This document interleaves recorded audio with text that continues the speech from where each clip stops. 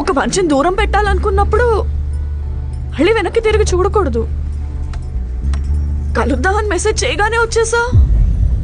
రియాలిటీలో ఉండు ప్రసాద్, నటించకు. దొరికిపోతావు. మనం విడిపోతామని నాకెంత పెయిన్ ఉందో నీకు అంతే పెయిన్ ఉంది. నిజం కాదా?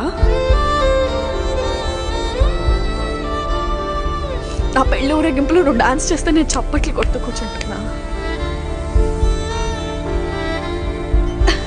అసలు నాకు పెళ్ళవుతుంటే నువ్వు మండపంలో ఉండగలవా ప్రసాద్? ఎందుకు ప్రసాద్ మనం ఇలా అయిపోయాం? ఎందుకు?